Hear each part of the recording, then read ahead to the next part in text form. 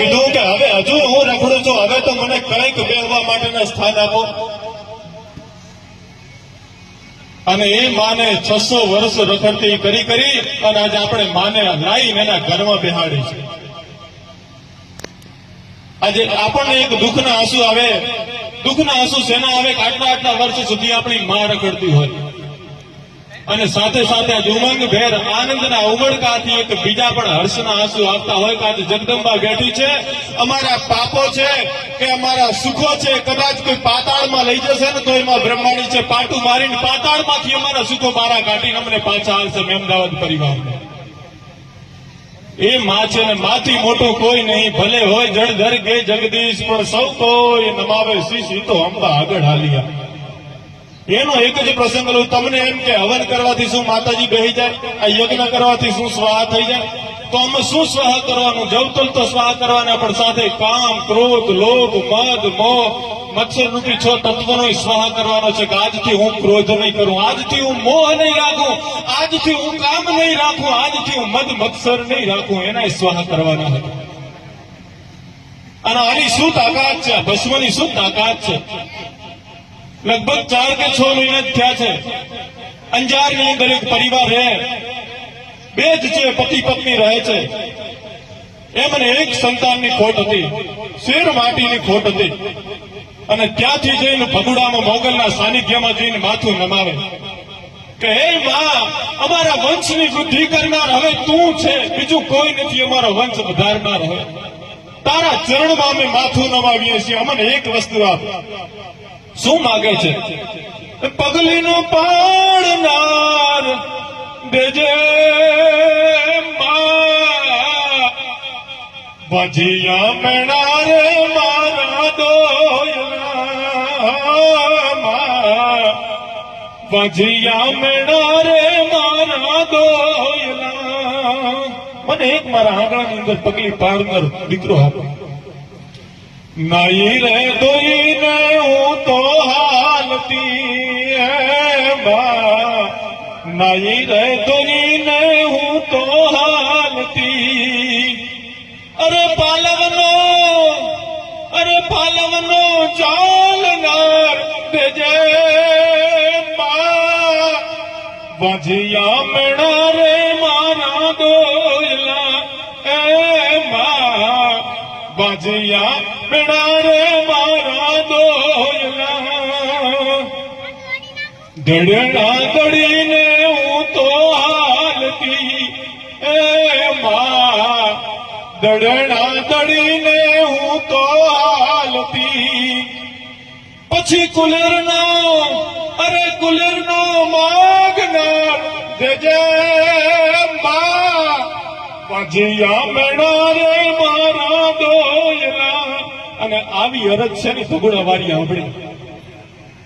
સમયના અંતરે જતા એને એક દીકરાનો જન્મ થયો છે. ટૂંકમાં જ પ્રસંગ લઈ લો. ધીરે ધીરે દીકરો મોટો થવા લાગ્યો, જવાન દીકરો થયો છે.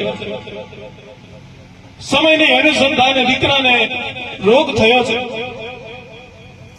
હવે શું કરે તો એના રોગ માટે પણ એની ભગુડા વાળી યાદ આવી કે મને દીકરો આપનારે તું હતી, હવે મારે તું છે ને દીકરાને સજીવને કરનારમાં ભગુડા વાળી તું પોતે જ છે. ત્યાં જઈને અરજ કરી મારા દીકરાને તું હવે આ રોગમાંથી મટાડજે. અનેક પ્રકારના દવાખાનાઓ લઈ ગયા છે. જ્યાં જાય ત્યારે ડોક્ટર એમ કહે છે કે કદાચ હવે થોડા દિવસનો તમારો દીકરો છે. બીજે જાય એમ કે હવે 2 કલાકનો તમારો દીકરો છે. ત્રીજે દવાખાના જાય એટલે એમ કે વધારમાં વધારે હવે આ તમારા 20 મિનિટ કે 15 મિનિટનો મહેમાન છે. એમ કરતા અનેક દવાખાનાઓમાં જાય.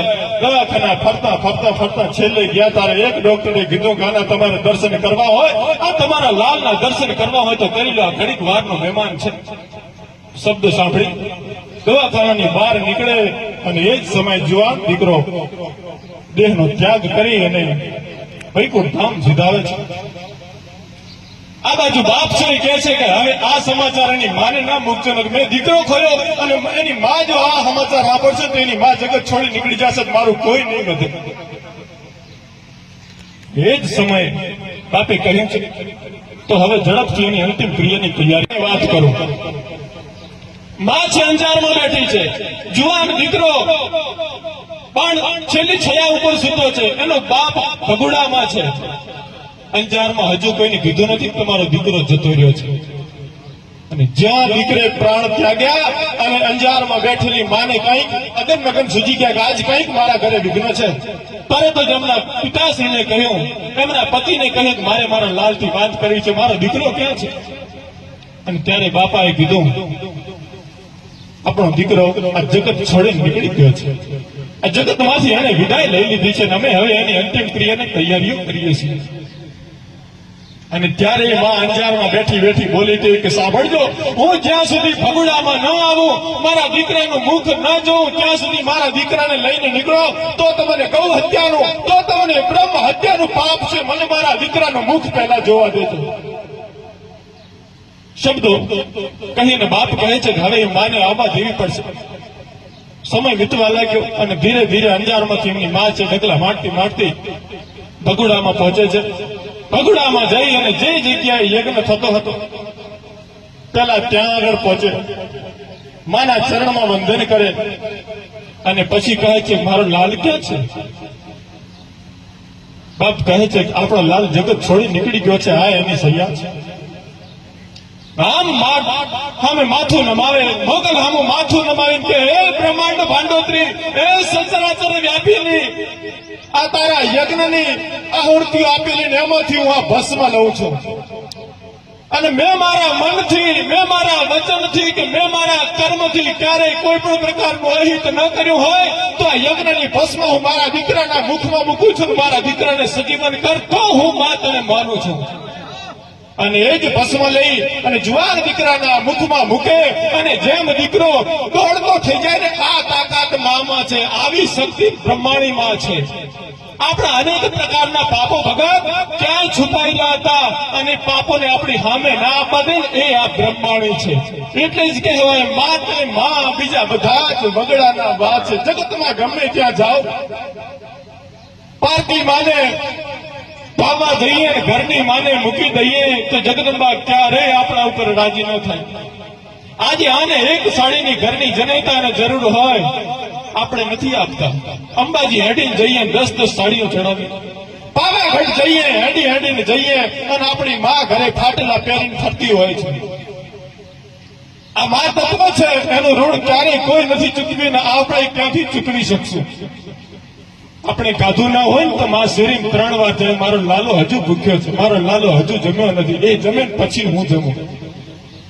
અંતે 4 ધક્કા મારીને પછી આવીને કે મારો લાલો જમે ને હું પછી જમું છું. આ માની તાકાત છે. આવા બ્રહ્માંડ ભાંડોત્રીઓ છે, આવી શક્તિઓ બેઠી છે. ત્યાં સુધી કોની ત્રેવડ હોય કે આ મેમદાવાદી આ પરિવાર ઉપર કોઈ ઊની આંચ માંડી શકે? આ તાકાત છે જગદંબાની.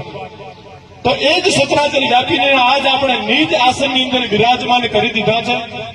એમાં બ્રહ્માણીને પ્રાર્થના કરવાની કે માં, અમે અનેક પ્રકારના પાપો કર્યા છે, તું હતી છતાં અમે અનેક જગ્યાએ ધોડ્યા છે, અનેક જગ્યાએ નાળિયેર કર્યા, અનેક જગ્યાએ શ્રીફળો ચડાયા છે, આપણે બધી અમારી ભૂલ. હવે તો માં તું જ અમારી માં છે, બીજું કોઈ નહીં. હવે તો અમે ગમે ત્યાં દુનિયાનો કોઈ પણ માણસ આવીને એમ કે તમારી માં અહીંયા છે કે તમારી માં આમ છે, તેમ જે છે એ અમારી માં આ મંદિરમાં બેઠી રહી છે, એના સિવાય અમે ક્યાંય હવે નજર નહીં મારી. અને પૂનમના દિવસે તો આજ મેમદાવાદી પરિવારનો મેળો ભરાશે. કદાચ એવું બ્રહ્માંડની શક્તિ હશે તો એવું બની શકશે. જેમ આ શક્તિ હતી આખા ગામને એકત્રિત કરી 5-5 હજાર માણસને જમાડ્યા, એની તાકાતથી જમ્યા. હવે આવા નવા મેળાવડા તો એ કરવડાવશે. સોનાના સૂરજ તો એ ઉગાડે, પણ આપણે માત્ર એક મસ્તક નમાવાનું છે. આપણે અહીં પૂનમની આપણી માં એમને બેઠી હશે, આપણે અંબાજીમાં જઈને દર્શન કરશું, વરાણામાં જઈને દર્શન કરશું, ચોટીલામાં જઈને દર્શન કરશું. આપણા દર્શન સફળ નહીં થાય. આવું ના નથી પાડતો, પણ પહેલા તો આ મસ્તક નમાવાનું છે. પેલું આ શ્રીફળ ચડાવવાનું છે, અહીંયા રૂપિયો મૂકવાનો છે અને પછી દુનિયાના ગમે દેવીઓ પાસે જવાની. એ આપણી બધી જ અરજીઓ સ્વીકારે છે. એ માં છે. અને 12 મહિનાના પર્યંતરમાં કોઈ પણ કર્મ તમે સત્કર્મ કરી શકો. આમ તો એનો પાટોત્સવ કરવો પડે, આપણા ધર્મગ્રંથો એવું કહે છે. પણ આપણાથી કદાચ પાટોત્સવ ન થાય તો 5 કુવાસીઓ જમાડી શકો છો. એ નિમિત્તે અનેક ગણા દાન કર્મો કરી શકો છો. આવા અનેક પ્રકારની અરજીઓ સુણનારી તો માં છે. એ માટે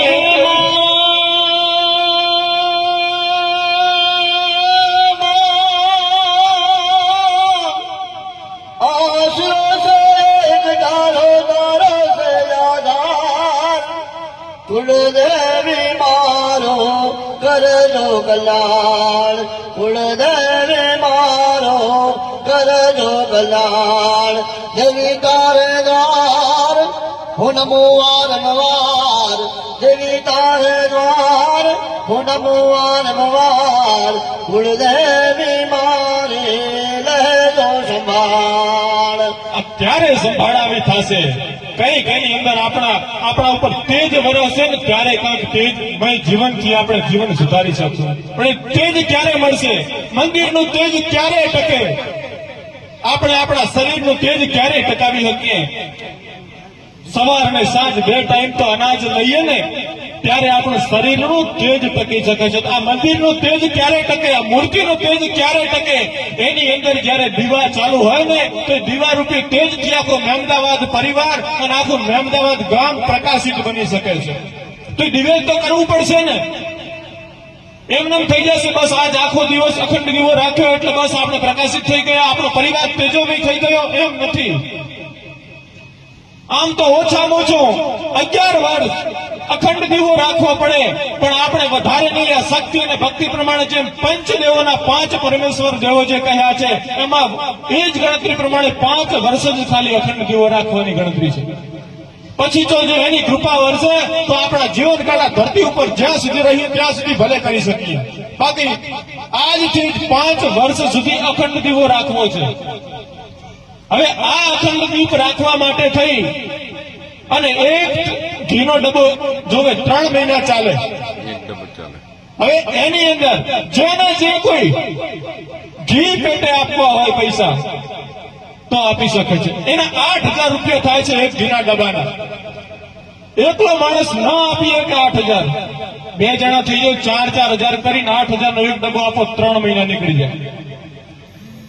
2 જણાથી નથી પુરવાર થતો, 4 જણા તો 2,000 રૂપિયા આપો, 8,000 થઈ જાય અને બીજા 3 મહિના નીકળી જાય છે.